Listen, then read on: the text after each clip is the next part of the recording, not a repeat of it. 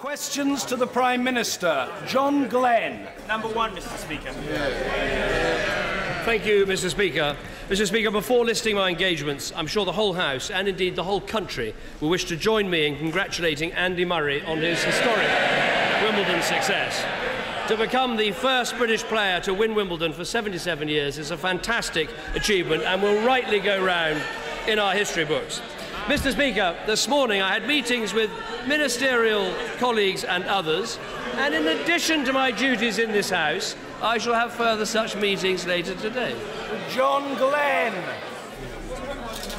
Thank you, Mr. Speaker. Today, the government is setting out plans to modernise the Royal Mail and to allow hard-working... Order! This is exceptionally discourteous. We have question one. The honourable gentleman is going to ask the question, and that question and the answer to it will be heard. Mr. Glenn. Thank you, Mr. Speaker. Today, the government is setting out plans to modernise the Royal Mail and to allow hard-working postmen and women to own 10% of the shares. Could the Prime Minister tell us what support he is expecting to see for this measure? Well, I thank my honourable friend for his question. I think there will be widespread support around the country to modernise this great public service, to get new capital into this service, and to make sure that 10% of the shares will go to the people who work for the Royal Mail. What is remarkable about it is it was proposed by the Labour Party when they were in government, but of course, because the trade unions now oppose it, they have to oppose it too. Fresh evidence today that they're still in the pockets of their trade union paymasters.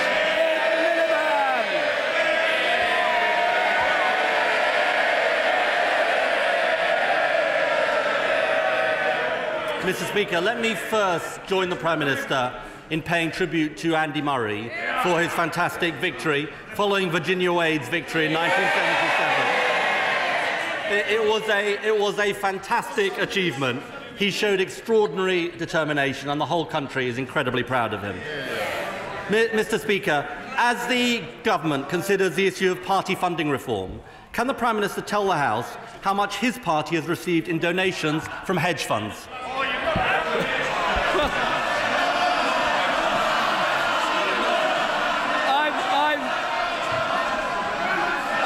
Surprised. I'm not surprised. Order. The Prime Minister, I know, will want to answer. I'm sure he will. I know he'll want to answer the question that has been put to him, and we must hear him do so. The Prime Minister.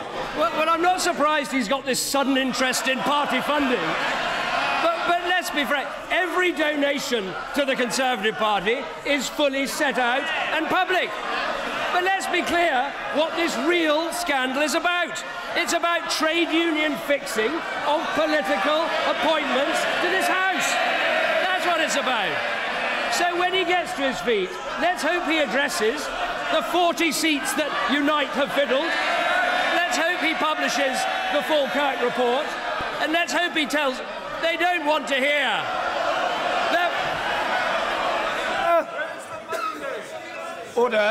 Order.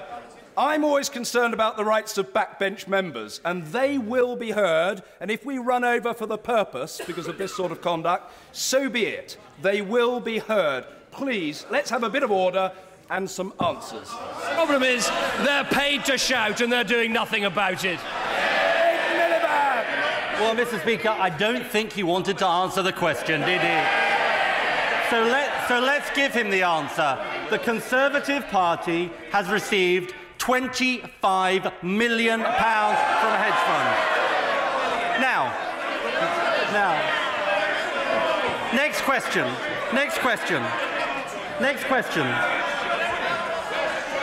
In the budget, the Chancellor gave hedge funds a £145 million tax cut. Can the Prime Minister tell us, was it just a coincidence? The top tax rate under this government is going to be higher than it ever was under his government. But let me tell him this important point. There is a big difference between donations to the Conservative Party and donations to the Labour Party. And the difference is this. donations to the Labour Party, buy votes at your conference, buy candidates and MPs in this House, and pay for the votes that gave him his job. They paid their money, they bought their votes, they put him in his place, and that hasn't changed a thing.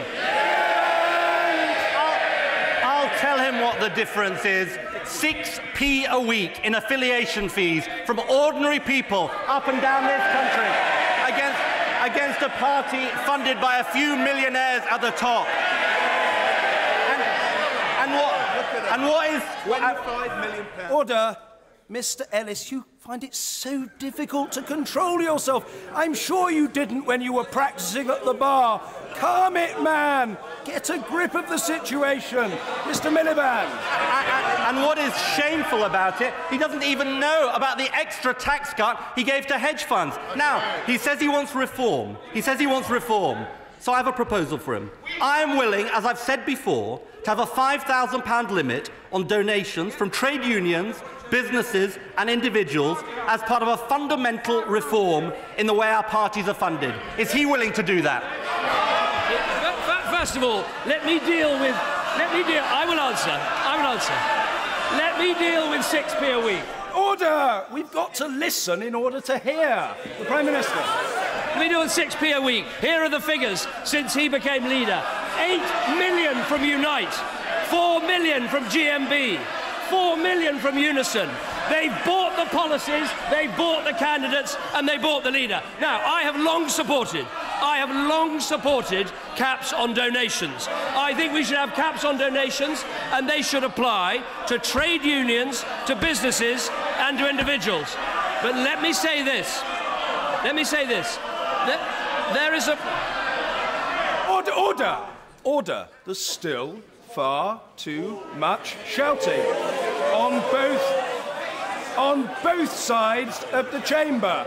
The Prime Minister, I think, is concluding his answer. The Prime Minister. Let me be frank with him. There is a problem with a £5,000 cap, and it's this. It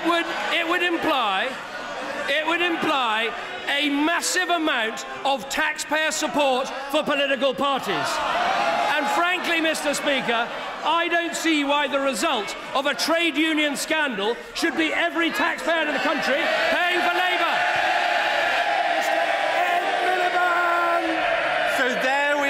So there we have the truth. Order. Mr. Miliband. The truth, Mr. Speaker. He's ducking reform. He's ducking funding reform. He doesn't want it to happen. And look, let's test his willingness to reform in this House. Current rules allow MPs to take on paid directorships and consultancies as long as they are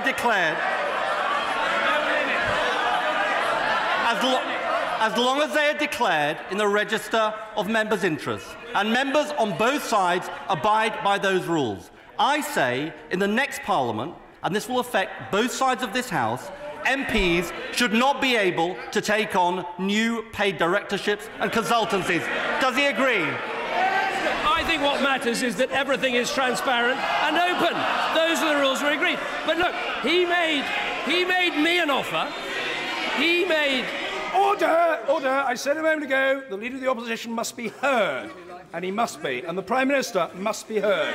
He made me an offer. Let me make him an offer. If he wants change, I make this offer. There is a bill coming to this House of Commons next week covering trade unions. Now, if he wants to legislate to move from opting out to opting in, if he wants to give union members the chance to choose whether to donate, if he wants to allow union members to vote on whether they should give to Labour, we will legislate. Will he accept that offer of legislation? Yes or no?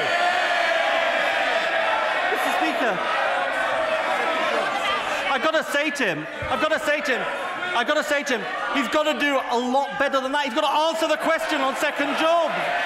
He's got to look let me just tell the Prime Minister and all the members opposite, between now and the general election, they will be subject to this test. Do they support second jobs, new directorship and consulting? Yes or no? That is the test. Let's try him on another test. I say... Order! The question must be heard. And people that I might have thought about calling to ask a question, who are shouting from a sedentary position, might just as well leave the chamber. Mr. Ed Miliband. I say this as well. As well as ending new directorships and consultancies, there should be a limit in the next Parliament about how much people can earn on top of their MP's salary, as they have in other countries. The public, Mr. Speaker, would expect nothing less from that. What does he say? What's interesting is he doesn't want to talk about the trade union stitching up parliamentary selections. He doesn't want to address. That's what this scandal is about. And let us ask, what has actually changed since yesterday? Will the union still have the biggest vote at the conference? Yes. Will they still be able to determine the party's policy? Yes. Will they still have the decisive vote in voting for the Labour leader? Yes. That is the fact. They own you, lock, stock and block vote. Mr. Speaker, this is a man owned by a few millionaires at the top of society, and everyone knows it. Here's the difference. Here's the difference. Here's the difference between him and me. I want action on second jobs, he doesn't. I want party funding reform, he doesn't. I'm proud that we have links with ordinary working people. He's bankrolled by a few millionaires. The party of the people, the party of privilege. It's not the party of the people, it's the party of Len McCluskey. That's the fact. Order! Order. We cannot just have a wall of noise. What we need is questions and answers. The Prime Minister. The party of the people is the party of Len McCluskey. They buy the candidates. They buy the policies. They buy the leader. What is their policy on the Royal Mail? Determined by the Communications Union. What is their policy on health? Determined by Unison. What is their policy on party funding? Determined by Unite. No wonder he thinks like Buddha. He wants to be reincarnated and come back as a proper leader. Julian Happert. Thank you. Thank you very much, Mr. Speaker. 750,000 British people suffer from heart failure, a condition... Order. Order. The question, however long it takes, will be heard. Dr. Happert. Very much, Mr. Speaker. 750,000 British people suffer from heart failure, a condition which uses 1 million hospital beds every year. Recent research funded by the British Heart Foundation found that even low levels of air pollution can significantly increase this risk. Will the Prime Minister commit to meeting European standards on air quality, which, if implemented, could increase life expectancy by up to 8 months? No, well, my honourable friend makes an important point about air quality. We have seen real improvements in recent years. It does make a genuine difference to public health. There are important discussions ongoing in the European Union at the moment, particularly about car emissions, and I'll perhaps write to him about our conclusions on those issues. Paul Blomfield. Thank you, Mr. Speaker. The government has diverted EU regeneration funds intended for South Yorkshire to benefit wealthier parts of the UK. The chair of Sheffield City Region LEP has said that the arguments of local business have been ignored and the decision will have a hugely negative impact on jobs and growth. Why has he ignored local business leaders? How can the Prime Minister justify allocating 34% more per head to Cheshire than South Yorkshire? Isn't it the case that this government always has the wrong priorities and stands up for the wrong people? We have done a very fair assessment, not only between the regions of the United Kingdom, but also between the nations of the United Kingdom about how to distribute this money, and we've distributed it in a fair way. And I note that if you look at Yorkshire and Humber, you see employment up 11,000 this quarter, you see employment up 86,000 since the election, but as the honourable member is a member of Unite, it's not surprising he doesn't mention that fact. Mark Spencer. Thank you, Mr. Speaker. Does the Prime Minister welcome last Friday's vote to give the British people a say on their relationship with Europe? A vote with a stark contrast, where the party opposite chose to stay away, to squabble with themselves over fixing within the unions.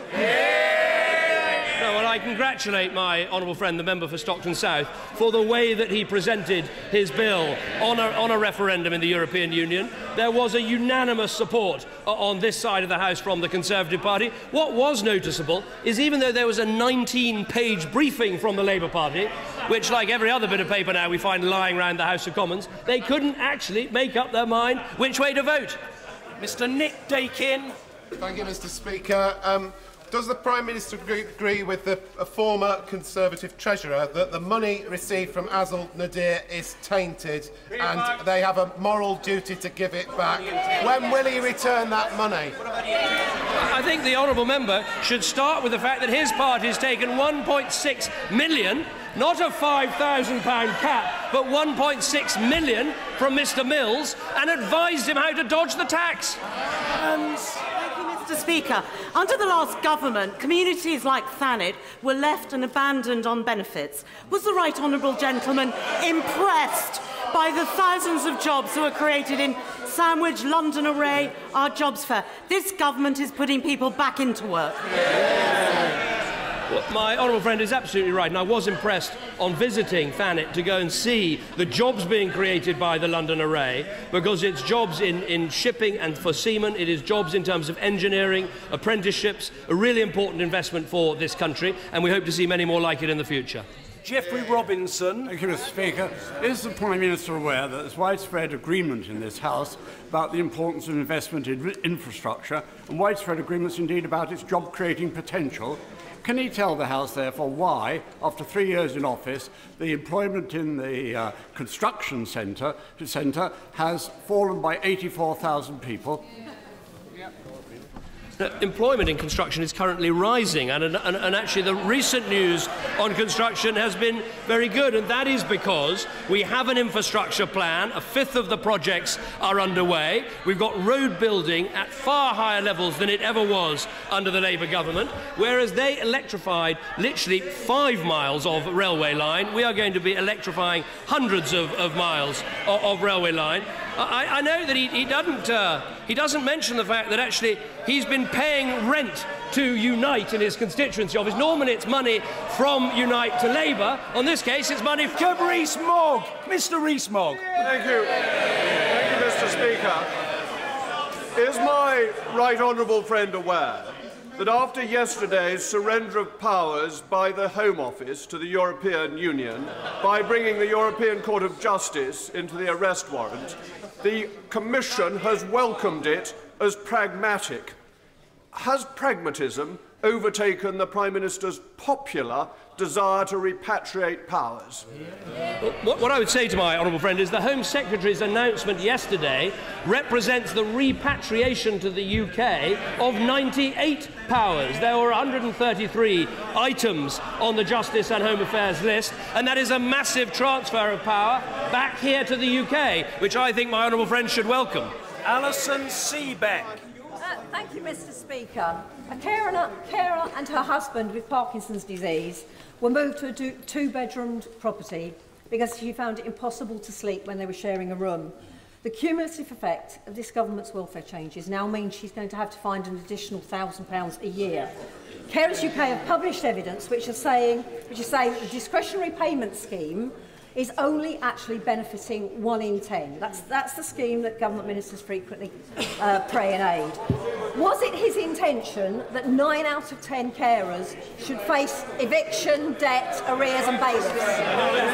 Well, first of all, let me make clear that disability living allowance, the main benefit received by disabled people, that is being uprated by inflation, that is being excluded from the welfare cap.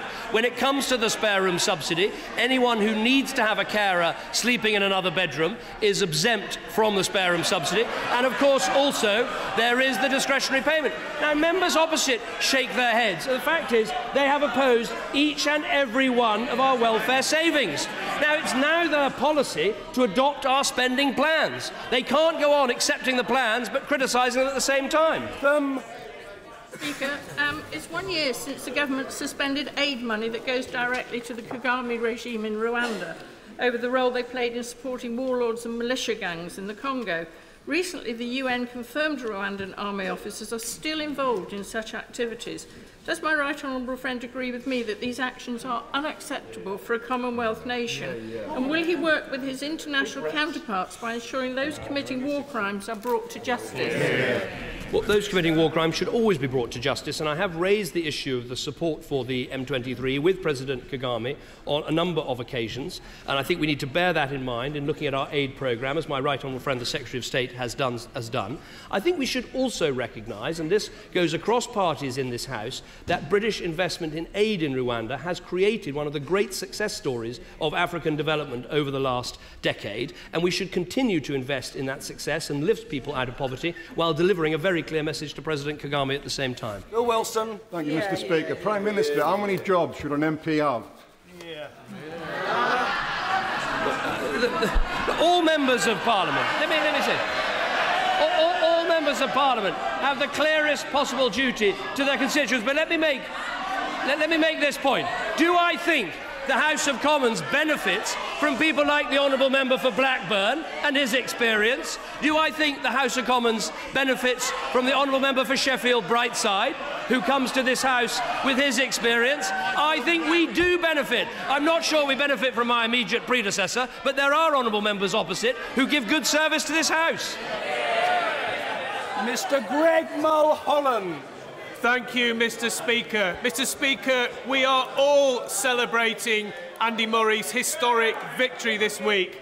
The Prime Minister may not know that history was also made in 1954 when Dave Valentine, a Scotsman, was the first man to lift the Rugby League World Cup trophy for Great Britain. With the 14th Rugby League World Cup happening this year, the first major sporting tournament on these shores since last year's wonderful London 2012 Olympics and Paralympics. Will the Prime Minister give full support, and will he come to one of the games? I wasn't aware of that important piece of history, and I'm very grateful for him bringing me up to date on that. Obviously, I strongly support the fact we're holding this tournament, and will give it all the support I can. Obviously, between now and then, we have the small issue of the Ashes, which is very important. We hold those as well. Salford. Thank you, Mr. Speaker. When the Prime Minister entertained the hedge fund owners of Circle Health, the private hospital company, to a dinner for donors in Downing Street, what did he promise in return for their £863,000 donation to the Tory party? Let me just give him the figures. 8 million from Unite, 4 million from GMB, 4 million from Unison. And the difference is this. Those donations, they buy your leader. They buy your policy. They buy... Order! Order! We're grateful!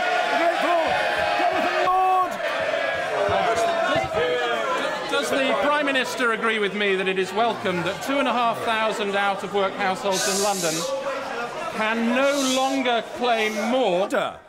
Mr. Lord's question must be heard. Mr. Lord. So these out-of-work households can no longer claim more than the average working family earns. A welfare reform that was opposed by the party opposite at the behest of their union barons. But the party opposite have opposed every single welfare change we've made. £86 billion in total. And people of this country, including trade union members, will find it inexplicable why the party opposite think you ought to be better off on benefits than you are in work. It shows that not only have they got the wrong relationship with the unions, they got the wrong values too. Thank you, Mr. Speaker. Can the Prime Minister tell the House whether Aidan Healy's donations to the Order. Some basic manners would suggest that the question be heard. Just as I said about Mr. Lord, so too Cathy Jameson will be heard. Cathy Jameson. Thank you, Mr. Speaker. Perhaps the Prime Minister could tell the House whether Mr. Aidan Healy's donations to the Conservative Party had any influence on the Foreign Secretary's intervention in his company's tax dispute. As I said, the donations to the Conservative Party do not buy votes at our party conference. They don't buy votes for our leader. They don't mean you can select candidates. That is the unhealthy relationship in British politics. And they can bluster all they want. But they've been found out in Falkirk, and they're being found out across the country. Kaczynski. Thank you, Mr. Speaker. Every Shropshire child receives £4,612 per annum for their education. In other parts of the country, that figure is as high as £7,000, £8,000 or £9,000. This funding mechanism is completely unjust and puts Shrewsbury children at a disadvantage. Will the Prime Minister do everything in his power to help the Education Secretary to change this funding mechanism before the unions try to block it? We agree that the current system is unfair, and my honourable friend gave the figures. We have committed to consulting on how best to introduce a national funding formula for 2015-16. We'll consult widely with all of the interested parties to get this right. That will obviously include all members of Parliament, and I know that my honourable friend, the member for Shrewsbury, will campaign very hard on that issue. Ellen Goodman. Thank you, Mr. Speaker. The Tory chair of the Treasury Select Committee has described the government's banking reforms as falling short and, in some respects, virtually useless. Is this the payoff for all the millions the banks have poured into the Tory profit? Is this government that commissioned the Vickers report? It's this government that committed to a ring fence around retail banks. It's this government that is legislating to have criminal sanctions against bankers. What did the last government do? What did those two? What did those two do when they were sitting in the Treasury? When Northern Rock were handing out 110% mortgages? They were knighting Fred Goodwin and watching while the Rome burnt. Mr. David Nuttall. Thank you, Mr. Speaker. Mr. Speaker, on Friday, the town centre of Bury will fall silent as the people of Bury lead the nation in paying respects to drummer Lee Rigby, who was so horrifically murdered on the streets of Woolwich. Will the Prime Minister join with me in paying tribute to all his family and friends and his comrades in the Fusiliers for their calm and dignified response to their loss, and thank all those in the Church, our armed forces, the police and public services who have been engaged in the planning and preparation for the funeral?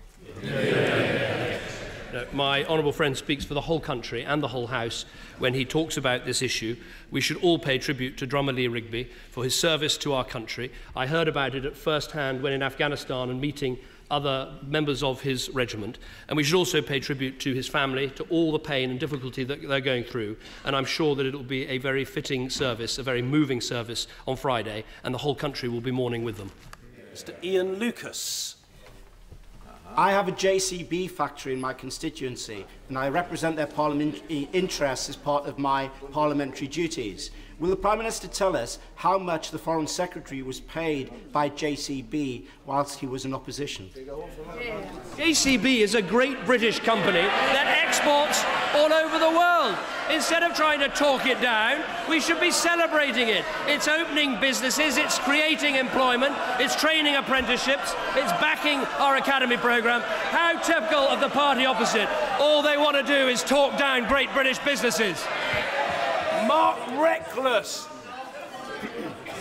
Does the Prime Minister agree that what this government does, as when it helped us save the Medway Insolvency Service, is represent the interests of ordinary, decent trade unionists who too often are lions led by donkeys? I absolutely agree with my honourable friend, and can I pay tribute to him for his work in saving the Medway Insolvency Service. This is important, and the fact is the party opposite is in hock to union leaders, and that is why they refuse to investigate the scandal of these rigged appointments. That is what this scandal is about, and that is what they refuse to talk about.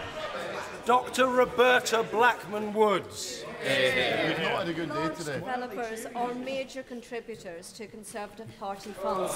So could the Prime Minister tell the House what role they've played in shaping Conservative Party planning policy? Well, as a member of Unite, she speaks with great authority on this subject. Let me explain again. When people donate to the Conservative Party, they are not buying votes for the leader, they are not buying policies, they're not buying votes at the party conference. The reason the Right Honourable Gentleman has his job is that trade unions bought votes in the Labour Party and put him where he is. That doesn't happen in any other political party. And if they've got any sense at all, they'll realise it's profoundly wrong. Laurie Burt. I'm sure the Prime Minister will agree with me that there's no better way to build a stronger economy and a fairer society than through apprenticeships. In Solihull, the number of apprenticeships has nearly doubled already, and I'm on a mission to build on this success by working with local businesses to create 100 new apprenticeships in 100 days. Will the Prime Minister support this objective? I certainly support her campaign, as I would support the campaign of all members across the House to encourage people to take up apprenticeships. That's about encouraging young people, but also about encouraging businesses too. And of course, in Solihull in the West Midlands, we have the advantage of Jaguar Land Rover, a company really powering ahead, taking on many more employees and also investing heavily in apprenticeships. Pamela Nash. Very much, Mr. Speaker.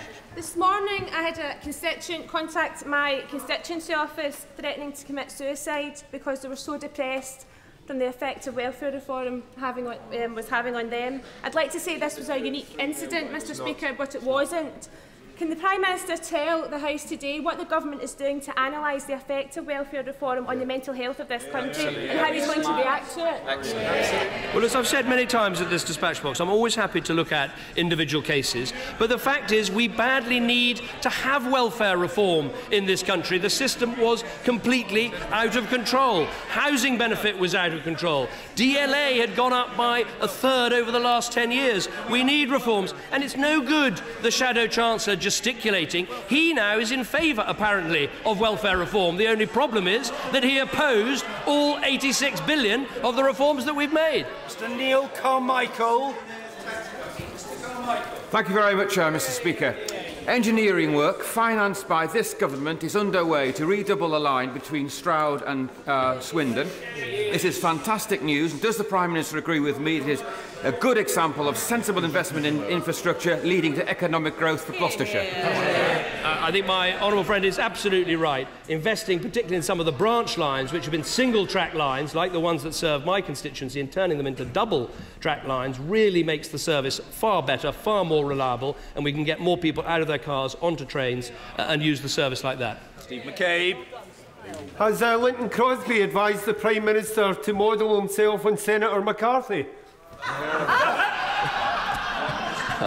What I'd say to the honourable gentleman is that he needs to examine again this relationship between the unions and the Labour Party. That's the problem. They do this, yes, they give you the money, they buy the votes, they buy the leader. That's how it works. Order.